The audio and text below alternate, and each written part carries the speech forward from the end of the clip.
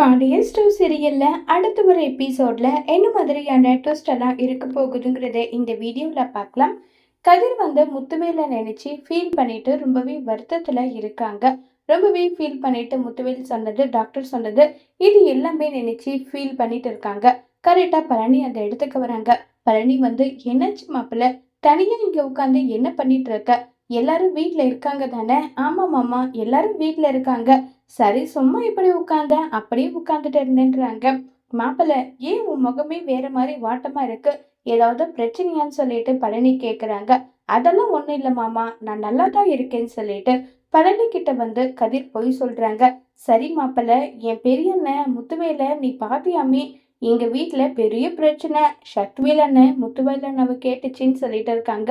ஆமா மாமா, அவரு வழியில நடந்து போயிட்டு இருந்தாரு தெருமுக்குல. சரி வாங்க, எதுக்கு நடந்து போறீங்க, உங்களை நானே டிராப் பண்றேன்னு சொல்லிட்டு அவரை வந்து டிராப் பண்ண, அவ்வளவுதான்றாங்க. ஆமாமா மாப்பிள்ள, அப்படியா? ஆமா மாமா, ஏன் இப்படி கேக்குறீங்க? இல்ல, முத்துவேல் அண்ணன் வேற மாதிரி சொல்லுச்சு, அதுதான் கேக்குறேன். அப்படியா, அவரு என்ன சொன்னாருன்னு சொல்லிட்டு கதிர் கேக்குறாங்க. ஏதோ அவர் நடந்து வரும்போது மயக்கம் போட்டு கீழே ஒரு இடத்துல உட்கார்ந்துட்டு இருந்த போது நீ அவரை பார்த்து கூட்டிட்டு வந்தன் மாதிரில சொன்னாங்க. நீ என்ன மாத்தி சொல்றேன்னு சொல்லிட்டு பழனி கேக்குறாங்க. ஓ, அவர் உண்மையை சொல்லிட்டாரான்னு சொல்லிட்டு உடனே கதிர் வந்து பேச்ச திருப்புறாங்க. என்ன மாப்பிள்ள சொல்ற? ஆமா மாமா, இந்த விஷயம் தெரிஞ்சா வீட்டுல இருக்கவங்க கஷ்டப்படுவாங்க. அதனால இப்போதைக்கு இந்த விஷயத்த சொல்ல வேண்டாம்னு சொல்லிட்டு அவர் தான் சொன்னாரு. இப்ப அவரே சொன்னதா சொல்றீங்கல்ல, அதனாலதான் கேட்டேன், வேற ஒண்ணும் இல்ல. மாப்பிள்ள, எனக்கு என்னவோ நீ பொய் சொல்றியோன்னு தோணுதுன்னு மனசுக்குள்ள நினைச்சாலும் வெளியில அதை காட்டிக்கிறது கிடையாது. வெளியில காட்டிக்காமையே அமைதியா உட்கார்ந்துட்டு இருக்காங்க.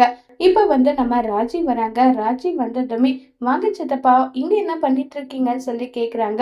ஒண்ணும் இல்லைன்னு சொன்னதும், சரி மாமா, எனக்கு ரொம்ப டயர்டா இருக்கு, நான் ரெஸ்ட் எடுக்கிறேன், அப்புறம் பேசலாம்னு சொல்லிட்டு கதிர் அங்கிருந்து எஸ்கேப் ஆகி போறத பார்த்ததும் உடனே பழனிக்கு சந்தேகம் வருது. ராஜி, ஏதாவது மாப்பிள்ளைக்கு பிரச்சனையா? ஏதாவது டிராவல்ஸ்ல இருந்து ஏதாவது பிரச்சனையா? அதெல்லாம் ஒண்ணும் இல்ல சித்தப்பா, அவருக்கு எந்த பிரச்சனையும் கிடையாது. டிராவல்ஸ்ல ஏதோ பிரச்சனை கிடையாது. யார்கிட்டயும் மறைஞ்சு மறைஞ்சு மெசேஜ் பண்றான், மறைஞ்சு மறைஞ்சே பேசுறான்.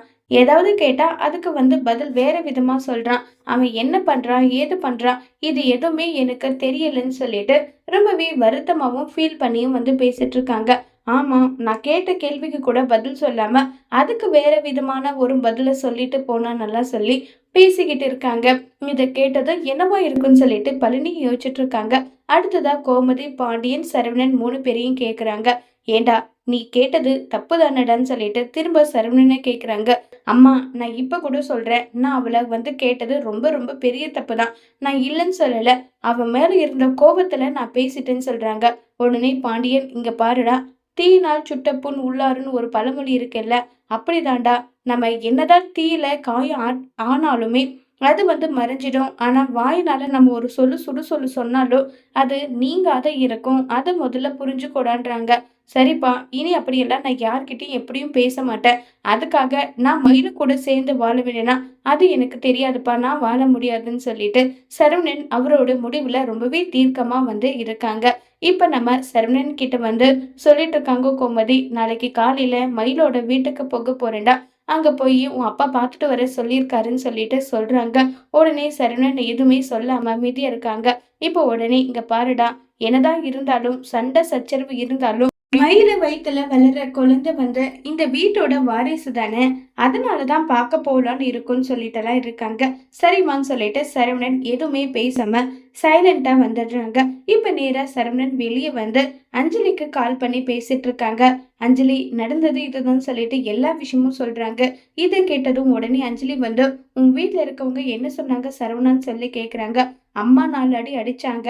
அதுக்கப்புறம் எல்லாரும் மாறி மாறி பேசினாங்க. நான் பண்ணது தப்புதான்னு சொல்லிட்டு நான் வீட்டுல இருக்கவங்க கிட்ட சொன்னேன், அவ்வளவுதான்றாங்க. அப்படின்னா சரவணா, மயிலு கூட வந்து உன்னை சேர்ந்து வாழுன்னு சொன்னா நீ வாழவியான்றாங்க. அது மட்டும் நடக்கவே நடக்காது அஞ்சலி. என்ன ஆனாலும் சரி, அது நடக்காது. மயிலை விட்டு நான் பிரிஞ்சது பிரிஞ்சதுதான். அந்த குழந்தை வேணும்னா என்னுடைய குழந்தையா இருக்கலாம். ஆனா மயிலு கூட என்னால சேர்ந்து வாழ முடியாது. இல்ல சரவணா, எனக்கு ரொம்ப பயமா இருக்கு. ஏன்னா திரும்பவும் என்னை விட்டு விலகிடுவியே நீன்னு எனக்கு தோணுதுன்னு சொல்லிட்டு ஃபீல் பண்ணி பேசிட்டு இருக்காங்க. அதெல்லாம் நடக்காத அஞ்சலி, உன்னை இப்பன்னு இல்ல, எப்பவுமே நான் உன்னை கைவிடவே மாட்டேன்னு சொல்லிட்டு சரவணன் பேசுறாங்க. இத தூரத்துல இருந்து இப்ப நம்ம ராஜு வந்து இத கேட்டுறாங்க. உடனே கதிர் அங்க வராங்க. என்னாச்சு, படிக்கிறேன்னு வெளியே வந்த, இங்க நின்று என்ன பண்ணிட்டு இருக்க? இல்ல, சரவணன் மாமா அந்த பொண்ணு கூட பேசிட்டு இருக்காங்கல்ல, அத பாத்தியா? அவரு பேசுறது எல்லாமே வேற மாதிரி இருக்கு. இப்படி ஒரு பிரச்சனை நடந்துட்டு இருக்கு. ஆளுக்கு ஒரு பக்கம் அந்த கவலையில இருக்கும். ஆனா அத பத்தி எல்லாம் கொஞ்சம் கூட அவர் கவலைப்படாம அந்த பொண்ணு கிட்ட அவரு பேசிட்டு இருக்காருன்றாங்க. சரி, நீ போய் உள்ள படி, நான் அண்ணன் கிட்ட பேசிக்கிறேன்னு சொல்லிட்டெல்லாம் இருக்காங்க. அஞ்சலி, என்ன ஆனாலும் நான் வந்து உன்னை எப்பவுமே கைவிட மாட்டேன். கண்டிப்பா உன்னதான் நான் கல்யாணம் பண்ணிப்பேன்னு சொல்லிட்டு சரவணன் சொல்றாங்க. இது எல்லாமே நம்ம கதிர் கேக்குறாங்க. சரி, நாளைக்கு உன்கிட்ட மனசு விட்டு பேசணும். நம்ம கோவில்ல மீட் பண்ணலாம்னு சொல்லிட்டு சரவணன் வந்து அஞ்சலி கிட்ட சொல்ல, அஞ்சலியும் சரி சரவணன்றாங்க. போனை கட் பண்ணதும் கதிர் நின்றுட்டு இருக்கிறத பார்த்ததும் சரவணன் ஷாக் ஆயிட்டு, ஒருவேளை நம்ம பேசினது எல்லாமே இவன் கேட்டிருப்பானோ, கேட்டிருக்க மாட்டான்னு நினைக்கிறேன்னு சொல்லிட்டு சரவணன் வந்து வராங்க. அண்ணன், யாருக்கிட்டனா பேசிட்டு இருந்த? நீ யாரோ ஒரு பொண்ணு கிட்ட பேசினதா சொல்றாங்களே, அவங்களா? அண்ணன், நான் இப்படி கேட்குறேன்னு தப்பா எடுத்துக்காத. அந்த பொண்ணு யாருன்னு சொல்லிட்டு கேக்குறாங்க. உடனே சரவணன் வந்து, உனக்கு தெரிஞ்சுங்க தாண்டா. என்ன சொல்றேன்? ஆமா, அஞ்சலி தான் சொல்றாங்க. உடனே, ஓ அப்படியான்றாங்க. இங்க பாருடா, நான் வந்து இது எதுவுமே எல்லாரும் சொல்றாங்க, பொண்ணு கூட பேசுறேன்னு சொல்லிட்டு நான் பிளான் பண்ணி எதுவும் செய்யல. நான் வந்து மயில எனக்கு செஞ்ச துரோகத்தை நினைச்சு ரொம்பவே குற்ற உணர்ச்சியில பைத்தியக்கார மாதிரி ரோட தெரிஞ்சிட்டு இருந்தேன். அப்ப எதர்ச்சியா தான் நான் அஞ்சலியை பார்த்தேன். அவளுக்கு அவளுடைய ஆறுதலை சொல்ல ஒரு துணை தேவைப்பட்டது, எனக்கு என்னுடைய ஆறுதலை சொல்ல ஒரு துணை தேவைப்பட்டது. ரெண்டு பேரும் அவங்க லைஃப்ல நடந்த கசப்பான இன்சிடென்ட்டை சொன்னாங்க. அவ்வளவுதான்னு சொல்லிட்டு இப்ப எல்லா விஷயமும் சொல்றாங்க. உடனே அஞ்சலிக்கும் இப்பவும் விவாகரத்து நடந்துருச்சு. எனக்கும் அவளுக்கும் ஒரே மாதிரியான டிஃப்ரெண்ட் தான். என்ன, அவளுக்கு விவாகரத்து நடந்துருச்சு, எனக்கு விவாகரத்து நடக்கல, அவ்வளவுதான் சொல்லிட்டு எல்லா விஷயமும் சொல்லிட்டு இருக்காங்க. இத கேட்டதும், அண்ணன், உன்கிட்ட நான் ஒரு முக்கியமான விஷயம் சொல்லுவேன், நீ அதை எப்படி எடுத்துப்பேன்னு தெரியல. இப்போ குழந்தை வந்து உண்டா இருக்கு. இப்போ உன் முடிவு என்னன்றாங்க. அதுதான்டா கதிரே, எனக்கும் தெரியல. அம்மா அப்பா வீட்டுல இருக்க எல்லாருமே ஒரு மாதிரி புலம்பிட்டு இருக்காங்க. எனக்கும் என்ன பதில் சொல்றதுன்னு தெரியல. அதுக்காக குழந்தைய நான் விட்டுற மாட்டேன். அது ஏன் குழந்தை, என்னுடைய குழந்தைய எப்படி நல்லபடியா பார்த்துக்கணும்னு எனக்கு தெரியும். நான் கண்டிப்பா குழந்தைய நல்லபடியா பார்த்துப்பேன்னு சொல்லிட்டு இப்ப நம்ம கதிர்கிட்ட வந்து சரவணன் சொல்றாங்க. இத கேட்ட கதிருக்கு விளக்கமாவே புரிஞ்சிருது. சரவணன் அண்ணாவுடைய மனசுல கொஞ்சம் கூட இப்ப மயில் இல்லைன்ற விஷயம் வந்து புரிஞ்சிருது. இப்ப சரிண்ணே, நீ எதை நினைச்சும் கவலைப்படாத. உனக்கு ஏதாவது ஒரு உதவி தேவைப்பட்டுச்சுன்னா நீ தாராளமா என்கிட்ட வந்து சொல்லு. உனக்கு இப்பன்னு கிடையாது, எப்பவுமே உனக்கு துணையா நான் இருப்பேன்னு சொல்லிட்டு இப்ப நம்ம சரவணனுக்கு ஆறுதலா வந்து பேசிட்டு போறாங்க. கதிர் வந்து, சரிடா, அட்லீஸ்ட் நீயாவது எனக்கு துணையா இருக்கிற மாதிரி ஒரு 4 வார்த்தை எனக்காக பேசினியே, அதை நினைக்கும் போது எனக்கு சந்தோஷமா இருக்கு. சரிண்ணே, நீ தூங்கு, நானும் போய் தூங்குறேன்னு சொல்லிட்டு கதிர் வீட்டுக்குள்ள வராங்க. உடனே ராஜி கேக்குறாங்க, சரவணன் மாமா இப்படி எல்லாம் பண்ணுவாருன்னு நினைச்சு கூட பாக்கல. மீனாக்கா சொன்னாங்க, அப்ப கூட சரவணன் மாமா இப்படி பண்ணுவாரா நான் நினைச்சிட்டு இருந்தேன். நீ கவலைப்படாத அஞ்சலி, உனக்கு எப்பவுமே துணையா நான் இருப்பேன்னு அவர் சொல்றாரு. வீட்டுல எப்படிப்பட்ட பிரச்சனை போயிட்டு இருக்கு, நம்ம எல்லாரும் அவ்வளவு கவலைப்பட்டுட்டு இருக்கோம். ஆனா அந்த கவலை கொஞ்சம் கூட சரவணன் மாமா முகத்துல இல்லையேன்னு சொல்லிட்டு ராஜி சொல்றாங்க. உடனே கதிர் வந்து சொல்றாங்க, பின்ன என்ன பண்ணணும், மூலையில உட்கார்ந்து அழுதுகிட்டே இருக்கணுமா? இங்க பாரு, மயில் அவங்க என்னுடைய அண்ணாவுக்கு செஞ்சு கொடுத்த துரோகம் ரொம்பவே அதிகம். அது என் அண்ணனோட மனசுல ரொம்பவே காயத்தை ஏற்படுத்திருச்சு. இனி அது ஆறுமான்னு கேட்டா அதுக்கு பதில் தெரியலன்னு சொல்லிட்டு கதிர் சொல்றாங்க. உடனே ராஜி கேக்குறாங்க, அப்ப இதுக்கு என்னதான் ஒரே ஒரு சொல்யூஷன் சொல்லுங்க. இப்ப மயில் அக்கா பிரெக்னெண்டா இருக்காங்க. ஒருவேளை மயில் அக்கா பிரெக்னெண்டா இல்லாம இருந்தா கூட அவங்கவுங்க வாழ்க்கையை அவங்களுக்கு பிடிச்ச மாதிரி அவங்க வாழட்டும் சொல்லி விட்டுடலாம். இப்ப நடுவுல குழந்தை இருக்கு, குழந்தைய பத்தி யோசிக்கணும் இல்ல மாமான்றாங்க. அவர் இப்ப கூட அது ஏன் குழந்தைதான், அந்த குழந்தைய நல்லபடியா நான் பார்த்துப்பேன்னு சொல்றாரு இல்ல. அண்ணன் கோபத்துல வார்த்தை விட்டுட்டாரு, அது வந்து பெரிய விஷயம் நான் சொல்ல மாட்டேன், ரொம்ப பெரிய தப்புதான். நான் அதை இப்பவும் சொல்றேன். அதுக்காக அண்ணனோட இடத்துல இருந்து யோசிச்சு பார்த்தா இதுக்கு நமக்கு ஒரு கிளாரிபிகேஷன் கிடைக்கும்னு சொல்லிட்டு கதிர் வந்து சொல்றாங்க.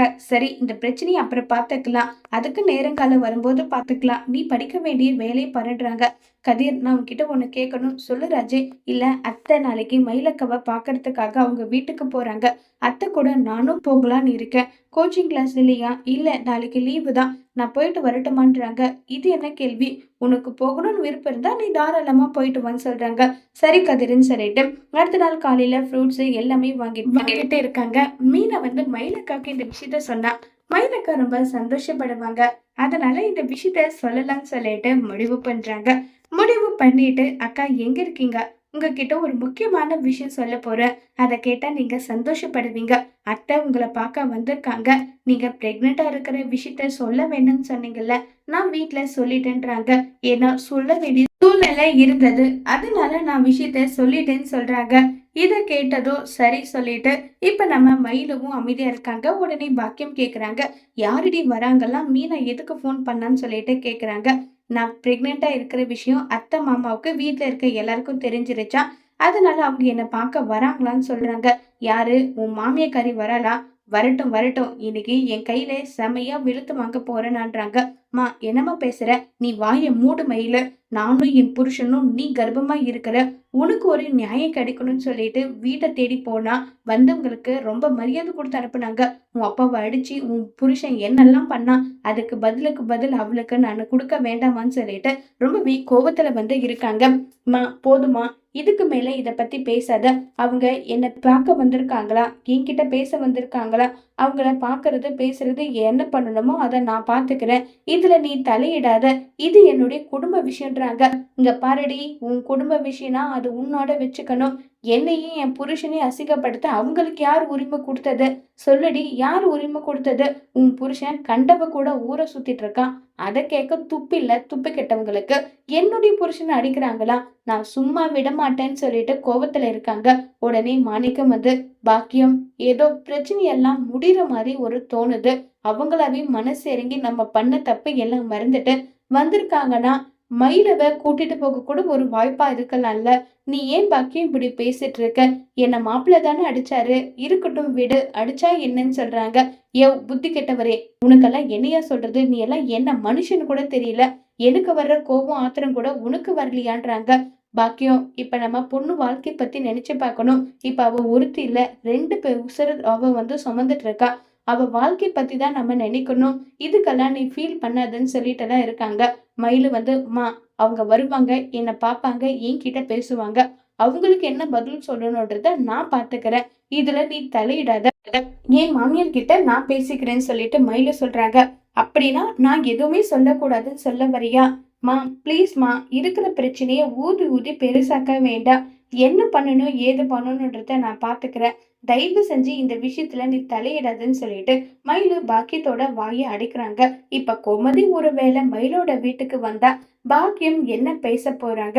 மயிலு சொன்னதையும் மீறி பாக்கியம் வந்து கோமதியை அசிங்கப்படுத்தி அவமானப்படுத்த போறாங்களா? அதுக்கு மயிலு என்ன பதிலடி கொடுக்க போறாங்க? கோமதி மயிலு வீட்டுக்கு வந்து அசிங்கப்பட போறாங்களா இல்லையங்கிறத வரப்போற எபிசோட்ல வெயிட் பண்ணி பார்க்கலாம். தேங்க்யூ.